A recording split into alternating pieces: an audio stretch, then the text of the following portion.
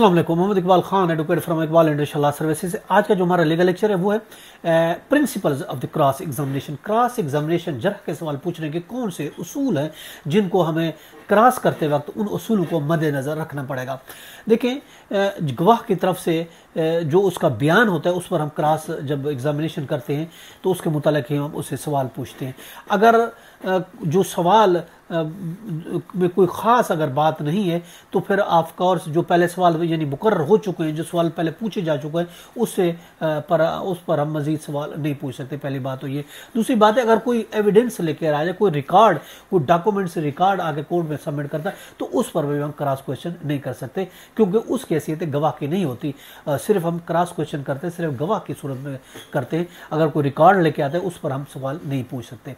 और इसके अलावा उसकी जो है जो गवाह है उस पर हम उसकी चाल चलन के बारे में उस भी हम उसकी जो उसका करैक्टर है उसके हवाले से भी हम कुछ सवाल जो है वो ये हमारा राइट है कि हम उस पर पूछ सकते हैं कि आपका चाल चलन किस तरीके से, इस पर हम क्रॉस कर सकते हैं। ये हमें कानून इजाज़त देता है। उसके अलावा हम किसी इशारा या किसी रहनुमाई करने वाले, ये याद रखें, क्वेश्चन जरा में नहीं पूछ सकते। लीडिंग क्वेश्चन भी हम नहीं पूछ सकते ड्यूरिंग द क्रॉस एग्जामिनेशन।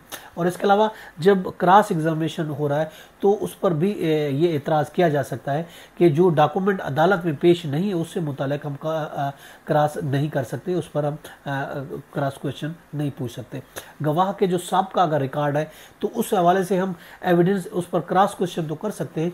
अगर वो करता है, इनकारी हो जाता है, तरदीद कर देता है, तो फिर हमें वो उसका वो साहब का बयान दिखाना पड़ेगा। हाँ, अगर एडमिट कर लेता है तो फिर हमें किसी बयान, उसका साहब का कोई बयान है तो उसको दिखाने की ज़रूरत नहीं होती है। और इसके अलावा ये भी याद रखें, क्रॉस के दौरान किसी गवाह को ऐसे सवालात का जवाब देने के लिए देने पर मजबूर किया जा सकता है, खा उसका जवाब उसके मुजरिमाना तर्ज अमल का मुजाहरा करता हो या फिर उस सूरत हाल में अदालत फैसला करेगी कि गवाह ने किसी ख़ास सवाल का जवाब देना है या नहीं देना। उस पर अगर इजाज़त देती है तो कोर्ट तो फिर हम उससे वो सवाल कर सकते हैं और अदालत हमें उस बारे में आगाह कर सकती है कि ये जवाब दे सकता है या जवाब नहीं दे सकता। अब कुछ उसमें हम कुछ पाबंदियां भी हैं कि कौन से हम क्वेश्चंस नहीं कर सकते। अब किसी गवाह से उसे गैर कोई माकूल वजह बताए, गैर कंसर्न क्वेश्चंस हम जो है वो एक नहीं कर सकते।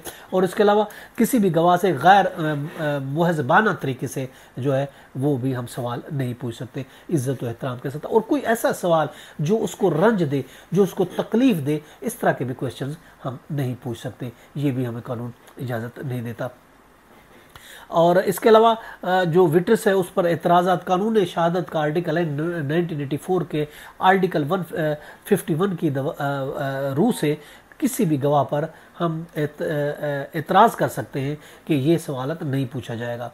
दीगर गवाहन की शहादत से जो ये गवाही दे के जो मज़कूरा गवाह के बारे में जो कुछ जानता था उससे उस बयान पर उसको गैर मोतबर समझा है, या फिर ऐसे हालात में मज़कूरा गवाह के जो करीबी, जो अजीज़ होंगे, जो उसके हमसाए होंगे, जो वो बतौर गवाह पेश करके उसके किरदार के बारे में बताकर उसे गैर मोतबर करार दिया जा सकता है। अगर इस किस्म का कोई सबूत मौजूद है, कोई प्रूफ मौजूद है कि गवाह को कोई तरगीब दी गई है या उसे रिश्वत देकर या कुछ पैसे या किसी चीज़ का कोई बेनिफिट देकर गवाही के लिए लाया गया है, या वो रिश्वत कबूल कर सकता है कि उसने ये रिश्वत कबूल की, ये इस पर भी एतराज़ किया जा सकता है कि आप इस तरह के क्वेश्चन ना करें।